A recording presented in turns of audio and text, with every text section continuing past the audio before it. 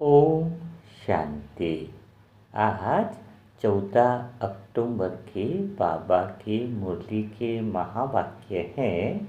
मीठे बच्चे, यह पुरुषोत्तम संगम युग कल्याणकारी युग है। इसमें ही परिवर्तन होता है।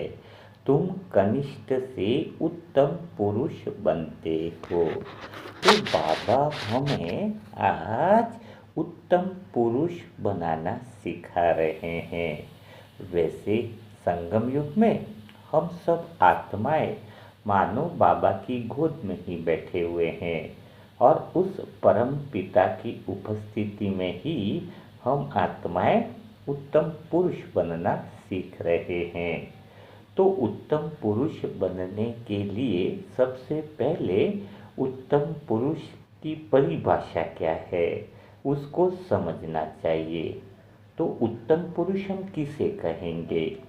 उत्तम पुरुष वही होता है जो बाहरी परिस्थितियों से नहीं, अपनी आंतरिक स्थिति से चलता है। वह जो दूसरों को नहीं बदलता है, बल्कि अपने स्वरूप को पहचान कर संसार के लिए प्रेरणा बन जाता है। अगर परिस्थितियां आपको चला रही हैं, तो आप उत्तम पुरुष की श्रेणी में नहीं हो और आप अपनी आंतरिक स्थिति से चल रहे हो। आपकी स्थिति से ही कर्म हो रहे हैं, आपकी स्थिति से ही सेवा हो रही है। तो समझ जाना कि आप उत्तम पुरुष की कैटेगरी में आने लग गए हो। लेकिन ऐसा उत्तम पुरुष बनने कैसे, यह बात आती है ना, इसकी परिभाषा तो समझ में आ गई ना। तो फिक्र नहीं करनी आपको कि स्थिति से चलना, आंतरिक स्थिति से चलना अगर मुश्किल लगता है तो बाबा के द्वारा सिखाई हुई कुछ वीडियो को अगर हम जीवन में अनुसरण कर लें तो बहुत आसान होगा उत्तम पुरुष बनना। तो सबसे पहली चीज़ जो हमें याद रखनी है, बार बार याद रखनी है कि हमें अपने स्वरूप की पहचान रखनी है। यानी बाबा क्या कहते हैं कि तुम वही हो जो मैं हूँ, है ना। यह वाक्य कोई केवल ज्ञान नहीं है, यह बाबा की सत्य स्मृति है कि बाबा कहते हैं कि तुम मेरे जैसे ही हो, जैसे मैं हूँ वैसे ही तुम हो। तो जब आत्मा दिल से यह बात समझने लगती है कि मैं शरीर नहीं हूँ, ड्रामा में जो पार्ट चल रहा है वह भी मैं नहीं हूँ, जो नाम मेरा है वह भी नहीं हूँ, मैं तो बाबा जैसी ही प्योर आत्मा हूँ। शांति ही मेरा स्वरूप है, प्रेम ही मेरा स्वभाव है, सत्य ही मेरा अस्तित्व है। तो उत्तम पुरुष बनने की शुरुआत तो यहीं से होती है। जब हम पहचान बदल देते हैं तो पूरी दृष्टि ही बदल जाती है। तो आप स्वयं हमेशा यह याद रखो कि मैं बाबा के जैसी हूँ, बाबा मेरे जैसा है, शांत स्वरूप, प्रेम स्वरूप, आनंद स्वरूप। इस बात में कितना नशा है कि मैं आत्मा बाबा जैसी हूँ और बाबा मेरे जैसा है। और बाबा क्या कहते हैं, जब तू मेरे जैसा है तो तू वही रहे, है ना। परिस्थितियां नहीं तय करेंगी कि तू कैसा महसूस कर रहा है। तेरे यह पहचान, तेरी यह स्वरूप की स्थिति तय करेगी कि परिस्थितियों को कैसे देखे। तो यही पहला पुरुषार्थ है। कौन सा? स्वरूप में स्थित होना कि मैं बाबा जैसी हूँ, बाबा मेरे जैसा है और परिस्थितियाँ तय नहीं करेंगी कि मैं कैसा महसूस करूँ। मेरी स्थिति तय करेंगी कि मैं परिस्थितियों को कैसे देखूं। जब तुम बाबा जैसे हो तो तुम तो प्रेममय दृष्टि से ही सबको देखोगे। आप सभी को शांति की स्वरूप की दृष्टि से ही देखोगे, है ना। स्वरूप की स्मृति आते ही, स्वरूप की पहचान आते ही कितना नशा चढ़ जाता है। दूसरी विधि है कि हमें बाबा सिखाते हैं कि परिस्थितियों पर विजय प्राप्त करने वाली आत्माएं उत्तम पुरुष बहुत जल्दी से बन जाती हैं। अब बाबा क्या कहते हैं कि परिस्थितियां हैं ना, वो आपकी परीक्षा है, पर आप परीक्षा नहीं, आप उत्तर हो। आपको हमेशा ध्यान रखना है कि आप क्या नहीं हो, परिस्थितियों में सिर्फ उत्तर हो। परीक्षाएं परिस्थितियां हैं, लेकिन जैसे घर में झगड़ा हो रहा है, घर में कई सारी बातें हो रही है, तो आपको उसमें समाधान नहीं ढूंढना है, परिस्थितियों में समाधान नहीं ढूंढना है। आप स्वयं उस सारी परिस्थितियों का उत्तर हो। अर्थात जैसे आप बहुत सारा मतभेद हो रहा है, बहुत सारी उठापटक हो रही है, आप साइलेंस में रहे, बाबा के स्वरूप में रहे। तो बाबा कैसा है? साइलेंस है ना, बिल्कुल शांति का सागर है। तो आप साइलेंस में रहे तो आप उत्तर बन गए। क्योंकि जब आप साइलेंस में हो तो बाबा क्या कहता है, जब तू स्थिति में रहता है तो बाहर की परिस्थितियों को मैं ही बदल देता हूँ। यह ऑटोमेटिक प्रक्रिया है। तो आपको क्या करना है, आज पूरा दिन इसका अभ्यास करो। क्या कि परिस्थितियाँ तो मेरी परीक्षा है, लेकिन सारी परिस्थितियों का, सारी समस्याओं का मैं आंसर हूँ, उत्तर हूँ। इस बात को इतना पक्का कर लो कि मैं ही वह उत्तर हूँ। सारे विश्व की समस्याओं का उत्तर मैं हूँ, सारे घर की समस्याओं का उत्तर मैं हूँ, सारी परिस्थितियाँ जो भी आती हैं उन सब का उत्तर मैं हूँ। जब आप उत्तर बन जाओगे ना, तो स्वतः ही परिस्थितियाँ बदल जाएंगी। सभी बातों का अलग अलग उत्तर मत ढूंढने जाओ। आपका स्वरूप, आपकी स्थिति ही सारी परिस्थितियों का उत्तर है। जब आप यह बात महसूस करने लग जाओगे, दिल से अनुभव करने लग जाओगे, तो आपको लगेगा कि आप हर परिस्थितियों में स्थिर रहने लग रहे हो। और वही शक्ति है जो स्थिति से परिस्थिति बदल देती है। तभी तो आप उत्तम पुरुष कहलाते हो। उत्तम पुरुष का अर्थ ही यही है कि अब आत्मा शिकायत नहीं करती है, साक्षी बन जाती है।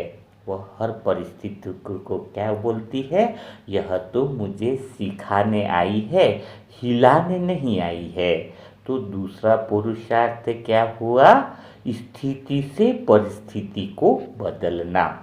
कैसे कि मैं उत्तर हूँ। और जब आत्मा इस दृष्टि से देखती है कि मैं तो हर समस्या, हर परिस्थिति का उत्तर हूँ ना, तो कोई भी दृश्य बड़ा नहीं लगता है।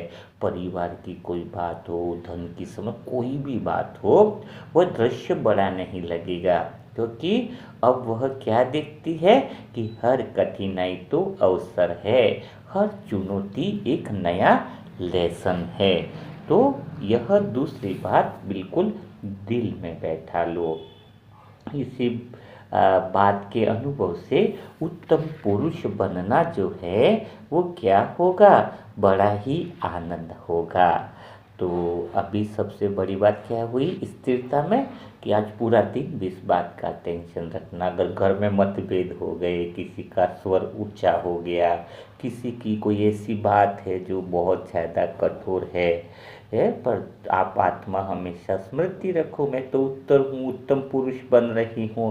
उत्तर आप बनोगे हर समस्या का, तभी तो उत्तम पुरुष बनोगे ना। तो उस समय बाबा की याद में स्थिर रह जाओ। जैसे उस समुद्र में लहरें होती है ना, लहरें उठती है पर गहराई तो नहीं हिलती है, वैसे ही आप आत्माएं सब सुनती रहो ना, पर भीतर से वह साइलेंस में रहना है, मौन में रहना है। लोग कई बार कहते हैंगे कि इतने में तुम शांत कैसे रह लेती हो, इतनी सारी बातें, घर में मतभेद हो रहे हैं। तो आपके चेहरे की मुस्कुराहट बता दे, क्योंकि अब बाबा आपका आधार है ना। बाबा क्या है, आपका आधार है। तो यह बात जो है वो पक्की कर लेनी है कि विपरीत परिस्थितियों में भी आपको उत्तर बनकर विजय प्राप्त करनी है। तीसरी बात जो आती है, जो आपको उत्तम बनाती है, वह तीसरा जो चरण है वह है आपका श्रेष्ठ चुनाव। आपको दिन भर में बहुत सारी बातों का चुनाव करना पड़ता है और आप आत्मा कन्फ्यूज हो जाती हो कि मैं यह काम करूँ या वह काम करूँ या वैसा काम करूँ या वैसा काम करूँ। कभी रिश्तों में चुनाव करना पड़ता है, कभी साधनों में चुनाव करना पड़ता है, कभी बिजनेस में चुनाव करना पड़ता है। तो आपका चुनाव कैसा होना चाहिए? आपका चुनाव श्रेष्ठतम चुनाव होना चाहिए। तो श्रेष्ठतम चुनाव का आधार क्या है? कैसे पता चलेगा कि आपका निर्णय बहुत अच्छा है, आपका निर्णय सही है, आप गलत नहीं कर रहे हो? तो आपको निर्णय में शांत मन से देखना होगा कि जो मैं आत्मा अभी चुनाव कर रही हूँ, चाहे कोई दोस्त के रिश्ते का चुनाव कर रहे हो, कोई संबंधियों का चुनाव कर रहे हो, उसमें देखो कि क्या यह रिश्ता, क्या यह धन, क्या यह दौलत, क्या मेरा जो चेतना का स्तर है क्या बढ़ा रहे हैं। कोई भी निर्णय अगर आपकी चेतना का स्तर बढ़ा रहा है, आपकी सत्य की तरफ यात्रा को बढ़ा रहा है, कोई अगर आपको भगवान के करीब लेकर के जा रहा है, तो वह चुनाव आपके लिए बहुत बेहतर है। और कोई ऐसा चुनाव कर लेते हो जहाँ पर आप भगवान से दूर हो जाते हो, कोई रिश्ता अरबपति वाला क्यों न हो, अगर वह हमें भगवान से दूर कर लेता है, कोई ऐसी धन दौलत भी हो जो हमें भगवान से दूर कर ले, कई ऐसे साधन ले आए, बड़ी बिल्डिंगें बनाए, लेकिन अगर वो बिल्डिंगें अगर हमें भगवान से दूर कर रहे हैं, तो समझ लेना हम पतन की तरफ बढ़ रहे हैं। उत्तम पुरुष बनने के लिए तो चुनाव श्रेष्ठतम होना चाहिए। आप दिन भर में आज चेक करना है कि मेरा चुनाव आज कैसा रहा। जब भी बहुत सारे अवसर आपके पास आएंगे कि आपको क्या करना चाहिए, थोड़ी बहुत लड़ाई झगड़ा भी हो गया घर में, परिवार में, या किसी अन्य आत्मा से संस्कारों का मिलन नहीं हो रहा है, तो उस समय आपको सोचना होगा। क्या सोचना होगा कि मैं क्या करूं? तो करना क्या है, जो आपकी मन को स्थिरता में आगे की तरफ लेके जाए। आपको पता चला कि अगर इस परिस्थिति में मैं शांत रही तो मेरा मन का स्तर और बढ़ जाएगा, है ना। और अगर मैंने गुस्सा किया, वाद विवाद किया, या फिर मैंने ऐसे बोल बोले जो दूसरे को दुख देने वाले हों, तो क्या होगा, हम सीधा 5वीं मंजिल से नीचे की मंजिल पर आ जाएंगे। तो यह बहुत बड़ा चुनाव होता है। और देखो, आप बहुत अच्छी बात यह समझनी होती कि हम जिस तल पर हैं वही तल की चीज़ें तो हम देख पाएंगे ना। अभी ऐसा तो है नहीं जैसे 5 बिल्डिंग है, पहली, दूसरी, तीसरी, चौथी और 5वीं बिल्डिंग है। कोई चौथी बिल्डिंग वाला किचन में क्या हो रहा है अगर हमें पता लगाना है, तो हमें चौथे माले पर चढ़ना होगा। पहले माले पे बिल्डिंग वाला तो नहीं बता पाएगा ना कि चौथी वाली बिल्डिंग के किचन में क्या हो रहा है। तो जब हम बाप समान स्थिति में रहते हैं तो हमें भी उसी तल का बनना होगा। हम देहभान के तल में रहकर संसार की बातों का चुनाव करके सोचें कि अगर कि हमारा भगवान के साथ संबंध है, तो हम तो पहली वाली बिल्डिंग में ही है नीचे, और हम चाहते हैं चौथी 5वीं बिल्डिंग में से संबंध बना ले कि वहाँ पर क्या हो रहा है। नहीं, 5वीं बिल्डिंग के किचन का नज़ारा देखना है तो हमें उस तल का होना होगा। हमारा चुनाव संसार की बातों का न हो, हमारा चुनाव संसार की बातों को आकर्षित करने वाला न हो, उसमें फंसने वाला न हो। रिश्तों का, समय, धन का चुनाव जिस आत्मा का बहुत बेहतर होता है, जिसकी बुद्धि एकदम सतो प्रधान और दिव्य होती है, वह मानो उत्तम पुरुष बनने लगता है।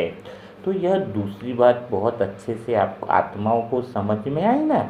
यानी संसार में आप हो, है ना, लेकिन फिर भी क्या रहना है, आपका चुनाव ऐसा हो कि परिवार में तूफान भी रहे लेकिन मन भी कैसा रहेगा आपका, हाँ, मन कैसा रहेगा? मन जो है वो एकदम शांत रहेगा।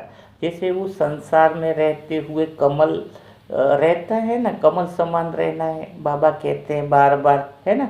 घर में काम काज, रिश्ते, जिम्मेदारियां सब निभाते हुए भी उत्तम पुरुष वाली आत्मा कैसे रहती है? सब करते हुए भी मन से आसक्त नहीं रहती है। उसका चुनाव ही उसको जो है वो आसक्त नहीं होने देता है किसी भी चीज़ में।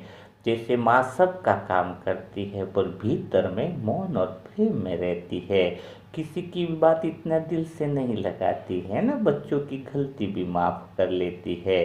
तो हमें भी कैसा रहना है? उस पहिए की तरह केंद्र में रहना है। अब पहिया घूमता रहता है लेकिन केंद्र का बिंदु तो स्थिर रहता है ना, वो तो वहीं का वहीं है।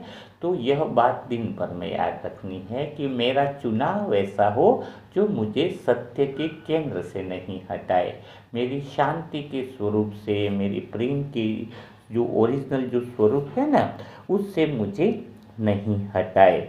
तो उत्तम पुरुष बनना क्या हो जाएगा? बिल्कुल आसान हो जाएगा। तीसरी बात है जो हमें इस उत्तम पुरुष बनाने में मदद करेगी, वह है स्थित प्रज्ञता की शक्ति, है ना। स्थित प्रज्ञता यानी क्या है? मतलब बाबा कहते हैं ना हमेशा कि मेरे प्यारे बच्चों, मीठी आत्माओं, है ना। स्थित प्रज्ञ वही है जो हर स्थिति में समभाव रखे। समभाव रखे इसका अर्थ क्या है? जो सुख में उड़ता नहीं हो और दुख में झुकता नहीं हो। यह बात हमेशा एक स्मरण में ले आओ, बार बार याद दिलाओ कि मुझे सुख में उड़ना भी नहीं है और दुख में झुकना भी नहीं है। जब आत्मा सीखती है मौन रहना, देखना, स्वीकारना, जो आत्मा देख सकती है पर उसमें फंसती नहीं है, वही स्थित प्रज्ञ है। जो तूफान के बीच में भी अचल अडोल रहती है, जो दूसरों को देखकर नहीं बदलती है, वो देखने से दूसरों को बदल देती है। तो बाबा कहते हैं बच्चे, तू साइलेंस में रहती है तो बाबा की भाषा बोल रही होती है। यही तो तीसरा पुरुषार्थ है, अचल अडुल रहना। यानी जब तुम गहरे साइलेंस में मौन में रहते हो, एक केंद्र पर रहते हो, तो आप वह नहीं बोलते हो जो संसार की भाषा है।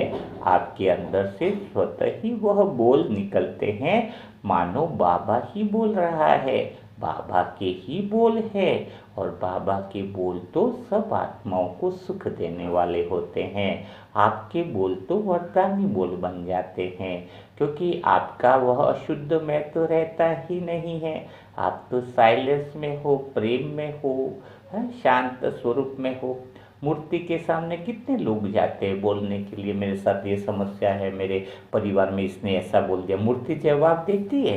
नहीं देती है। फिर भी लोग संतुष्ट हो जाते हैं, बिल्कुल हल्के हो जाते हैं। उनको लगता है कि किसी ने हमारी बात सुन ली है ना, किसी ने हमारी बात सुन ली है, तो बहुत बड़ा उनको सेटिस्फेक्शन मिल जाता है, मानो शक्ति आ जाती है। तो जब आप दूसरे लोगों की खाली सुनने का भी काम कर लोगे ना, तो भी आत्माएं हल्की हो जाती है। बस मुझे तो सबका सुनना है, आप सुनना ही समाधान है, क्योंकि वह आत्मा खाली हो जाएगी तो बहुत बढ़िया होगा। चाहे उसके अंदर 1 घंटे का कचरा क्यों ना पड़ा हो, 2 घंटे का कचरा क्यों न पड़ा हो, खाली आप बस सामने आओ तो यह सुन लो कि मुझे साइलेंस में रहना है, उसको वह शक्ति देनी है और मुझे उसकी सारी बातों को सुनना है। बीच बीच में सलाह देने मत लग जाओ, बोलने मत लग जाओ, क्योंकि जब तक वो खाली नहीं होगा ना, तो आपकी बातें उसके भीतर में जाने वाली भी नहीं है।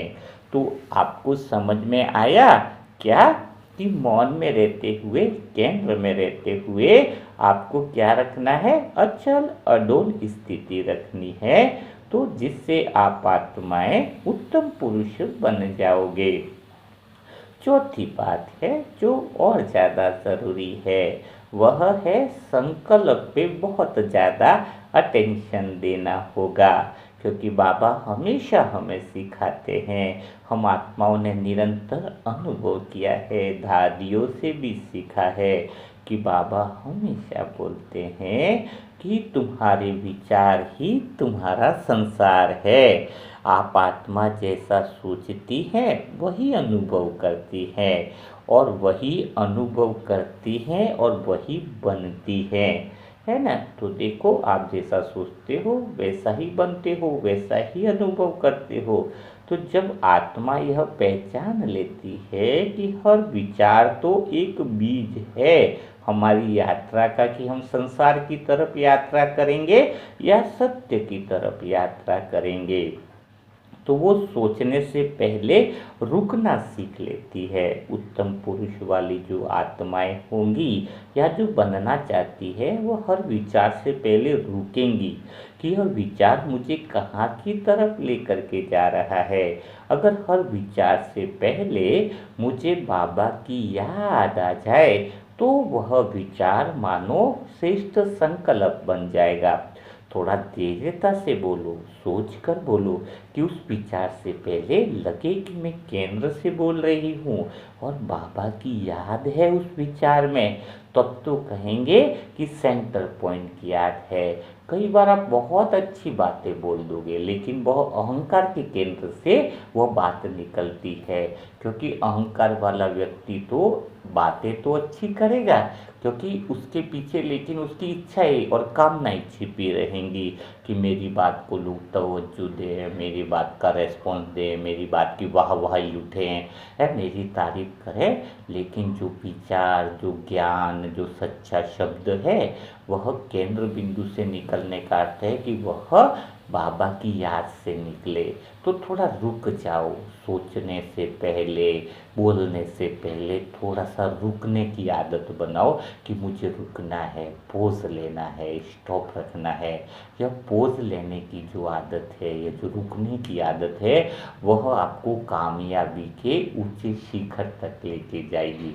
कोई आत्माएं देखा है ना, निरंतर प्रवाह में बोलती ही रहती है, निरंतर प्रवाह में आगे बोलती रहती है, यानी स्थिरता नहीं है।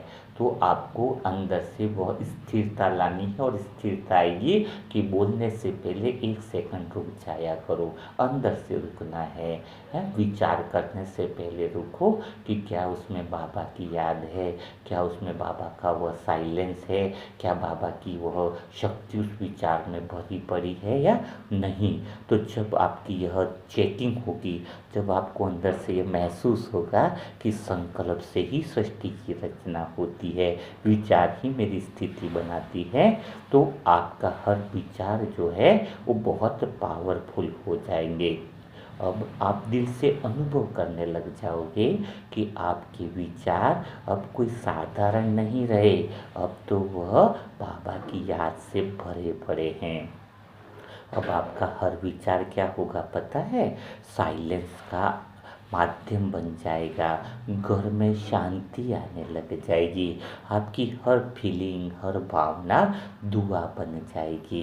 अब आत्मा को पता है कि विचार से ही सृष्टि बनती है, विचार से ही आपका परिवार, घर, मंदिर बन सकता है।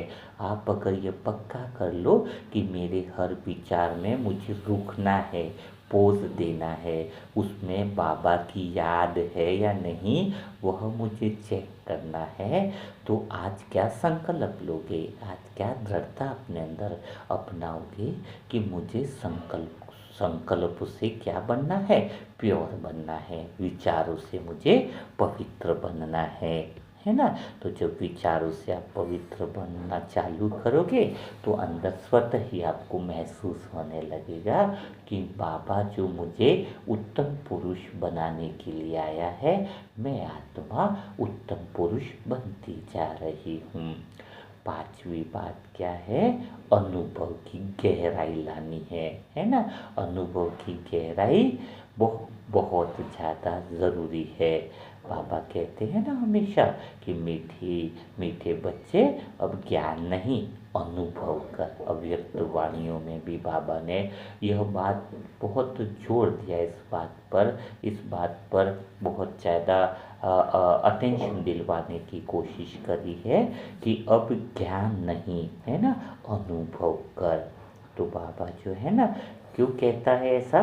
क्योंकि ज्ञान जो है ना वो दिशा देता है कि कौन सी दिशा में जाना है, पर अनुभव जो है वह स्थिति बना देता है। जब आत्मा अनुभव करने लगती है कि बाबा मेरे साथ है, तो हर परिस्थिति हल्की हो जाती है। फिर किसी प्रमाण की ज़रूरत नहीं होती है, क्योंकि बाबा की उपस्थिति ही आपका अनुभव बन जाती है। हर श्वास में वही शक्ति दिखने लग जाती है। आपकी हर दृष्टि में सब आत्माओं को प्रेम दिखने लग जाता है। पापा कहते हैं ना कि बच्चे, जब तू अनुभव में जीने लगती है तो तू सुनने वाली नहीं रहती है, बनने वाली बन जाती है। यही तो पांचवा पुरुषार्थ है कि जो आप ज्ञान सुन रहे हो उसको किस में बदलना है? स्थिति में बदलना है। जब आप स्थिति में बदलना चालू करोगे ना, तो शब्दों की दीवारें स्वतः ही गिरने लगेंगी। क्योंकि आपके अंदर अगर ज्ञान शब्दों में बहुत ज़्यादा भरा पड़ा है, अहंकार के शब्द उस शब्दों से कट नहीं रहे हैं, तो उत्तम पुरुष फिर कैसे बन पाएंगे? तो ये जो देहभान के विचार हैं, जो संसार के विचार हैं, जो मैं और मेरा के जो विचार हैं, उन शब्दों की सीमाओं को पार करोगे तभी तो गहरे साइलेंस का अनुभव करोगे। जब इन शब्दों की सीमाओं से छलांग लगाओगे, छलांग लगाना यानी देहभान की सीमा को पार करोगे तभी तो परम धाम दिखेगा, तभी तो परम धाम की सीमा चालू होगी, है ना? तो क्या करना है हमें? जो ज्ञान है ना उसको स्थिति में बदलना है। सतयुग में ज्ञान थोड़ी रहेगा। सतयुग पूरा जो है 2500 साल तक वो हमारी स्थिति से ही तो चलता है कि हम स्वतः ही प्रेम स्वरूप बन जाते हैं, हम साइलेंस में शांत स्वरूप बन जाते हैं, आनंद स्वरूप बन जाते हैं। हमारी स्थिति से ही प्रकृति के पांचों तत्व चलते हैं। तो अभी से वह प्रैक्टिस तो अभी होनी चाहिए ना। तो ये अभ्यास पूरा बढ़ाना है। क्या अभ्यास बनाना है? कि ज्ञान को ही मुझे क्या करना है? स्थिति में बदल देना है। अब जो छठी बात आती है वह है हमारे लिए सेवा की स्थिति है। कौन सी स्थिति है? सेवा की स्थिति। सेवा की स्थिति का अर्थ क्या है? कि जब हम आत्माएं महसूस करती है ना, है ना, क्या महसूस करती हैं?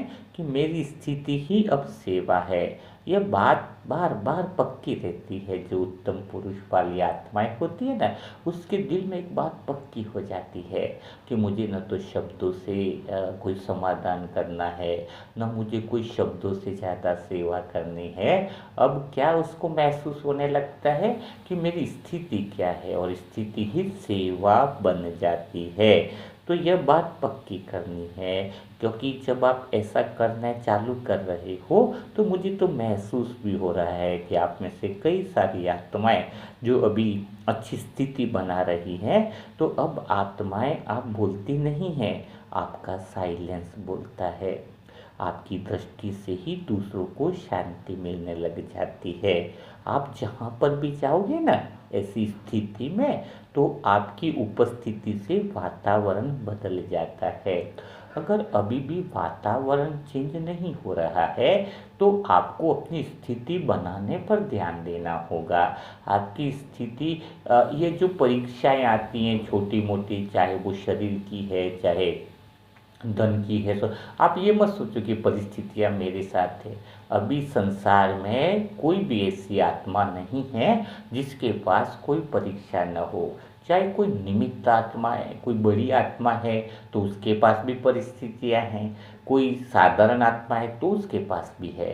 लेकिन जो बड़ी निमित्त आत्माएं, अनुभवी आत्माएं हैं, उनके चेहरे से वो परिस्थितियाँ दिखती नहीं हैं। इसलिए अपन को लगता है वो तो निर्विघ्न चल रहे हैं। वो निर्विघ्न नहीं चल रहे हैं, वो परिस्थितियों पर विजय प्राप्त करते जा रहे हैं। तो एक दिल में ये बात निकाल दो कि निमित्त आत्माओं के सामने कोई परेशानियां ही नहीं है, वो तो आनंद में है, वो तो मज़े में है।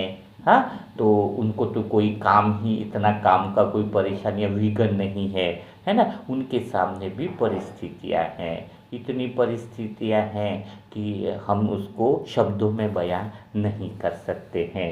तो इसलिए हर एक के सामने चैलेंज रहती है, हर एक के सामने रहती है, लेकिन जो उत्तम पुरुष बनने वाली आत्माएँ हैं, तो वो कैसी होंगी?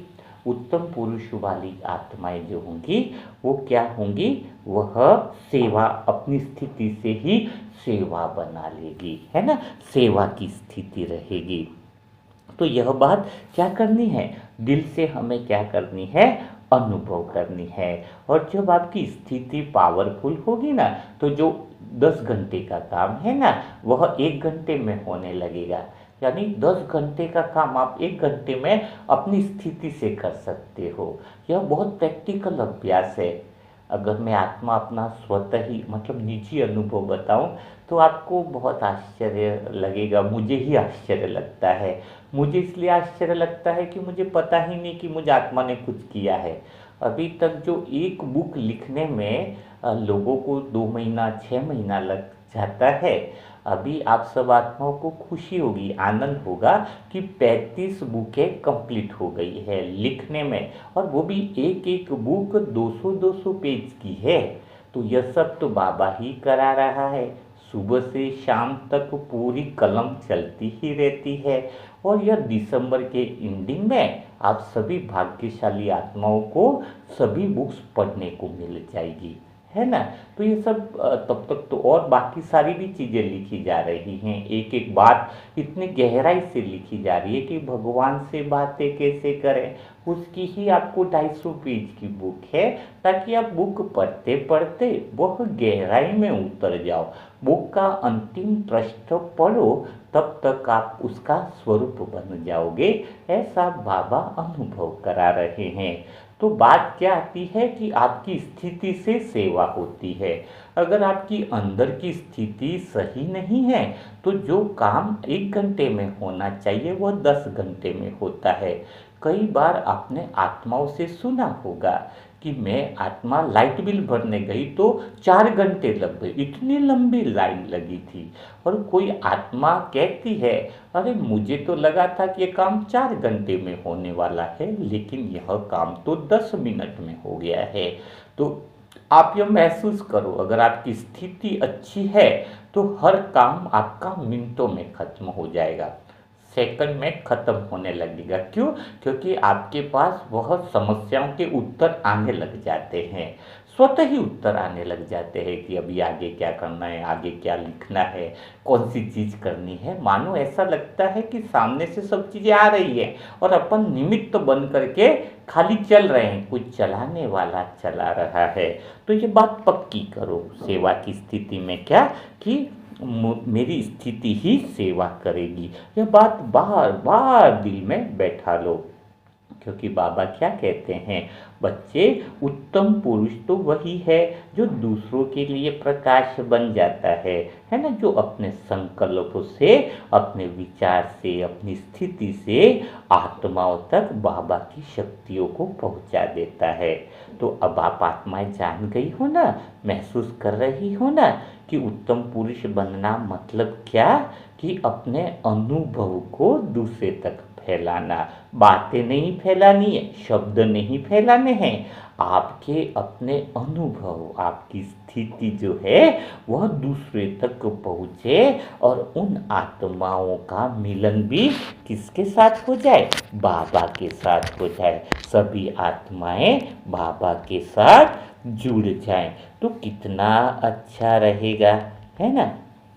तो अब क्या बाबा जो सेवा कराना चाहता है, तो अंदर से क्या महसूस होने लगता है कि मैं आत्मा तो बाबा का माध्यम हूँ। जब आप उस स्थिति में रहते हो ना, तो स्वतः ही एक भाव पैदा होता है अंदर से, ऑटोमेटिकली भाव पैदा होता है कि मैं आत्मा माध्यम हूँ। ऑटोमेटिक लगेगा कि जैसे कोई करवा रहा है, कोई कर रहा है, मैं तो अंदर मौन में बैठी हूँ, साइलेंस में बैठी हूँ। काम हो जाने के बाद भी तुम्हें यह एहसास नहीं होगा कि आपने कुछ किया है। बाबा मुझसे होकर आत्माओं को छू रहे हैं। आपका हाथ भी अगर किसी को स्पर्श कर गया ना दुआओं के लिए सर पे, तो आपको एक अंदर से भीतर से गहरी फीलिंग आएगी। कौन सी फीलिंग आएगी? आपके हाथ ऐसे ऐसे से होने लगते हैं कि जैसे बाबा उसको छू रहा है। आपको यह अनुभव होगा कि मैंने छुआ ही नहीं है किसी को,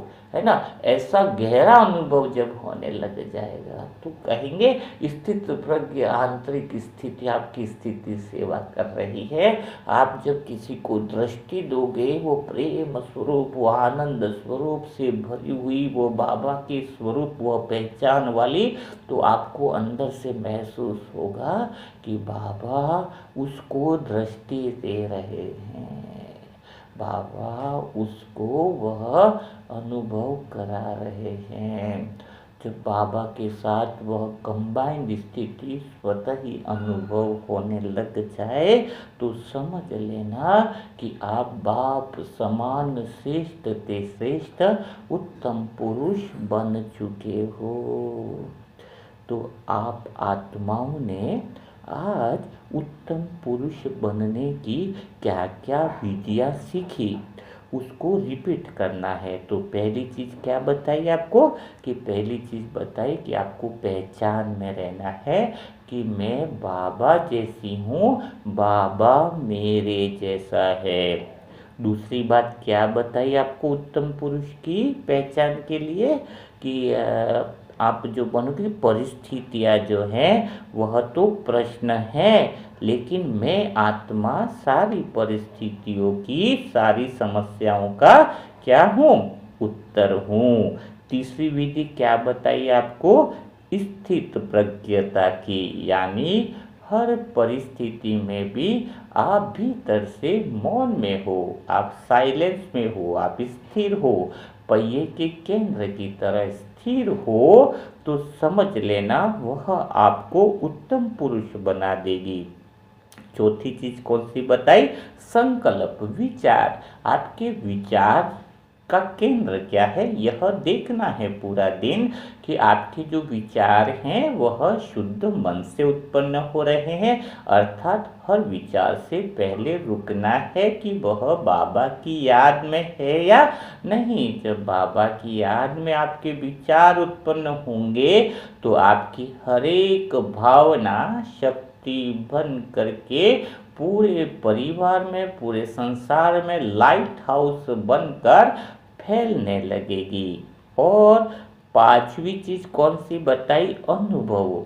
आपको अनुभवी बनना है। ज्ञान शब्दों में रखकर कुछ फायदा नहीं, उस ज्ञान का स्मृति स्वरूप बन जाओ। आप आत्माएं अनुभवी मूर्त बन जाओ। बाबा अभी आपको वैसा ही तो देखना चाह रहा है।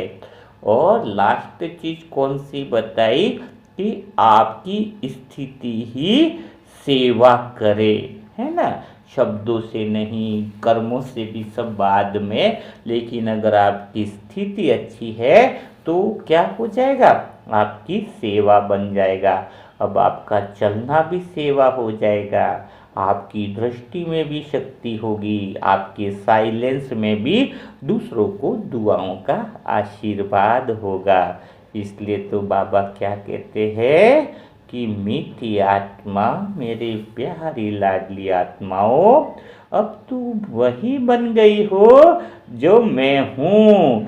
तुम्हारे संकल्प अब मेरी योजना के अनुसार हैं। तेरी स्थिति अब मेरा संदेश दे रही है। तो अब आप आत्माएं दिल से मुस्कुरा भी दो, क्योंकि अब आप आत्माएं समझ चुकी हो, जान चुकी हो कि उत्तम पुरुष बनना मतलब बाबा जैसा बन जाना। अब बाबा और आप आत्मा में मानो कोई अंतर नहीं रहा, बस एक ही लय है, एक ही भाव है, शांति, प्रेम, परम मोह। है ना, समझा? तो बाबा क्या सिखा रहे हैं? उत्तम पुरुष बनना, बाप समान बनना। तो आप सभी आत्माओं को कैसा अनुभव हुआ? क्या क्या बातें आपने सीखी? वह सारी बातें कमेंट बॉक्स में ज़रूर लिखिएगा, क्योंकि अब समय चलने का नहीं रहा, अब समय है उड़ने का। तो आप आत्माएं पूरा दिन अच्छे से होमवर्क करें और कमेंट बॉक्स में लिखिए कि आप क्या दृढ़ संकल्प करना चाहती है, क्या आप परिवर्तन लाना चाहती है। और जो नई आत्माएं हैं अपने पुरुषार्थ को तीव्र गति से बढ़ाना चाहती है, उसके लिए मोबाइल नंबर है 7202921969। इस पर ओम शांति लिखें, सेंटर का नाम और एड्रेस लिखें, तो आपको पुरुषार्थ को बढ़ाने वाले ग्रुप में शामिल कर दिया जाएगा। तो कल फिर हम मुलाकात करेंगे ऐसे ही प्यारे बाबा के मुरली के वाक्यों के मनन मंथन के साथ। तब तक के लिए सभी भाई बहनों को ओम शांति, ओम शांति, ओम शांति।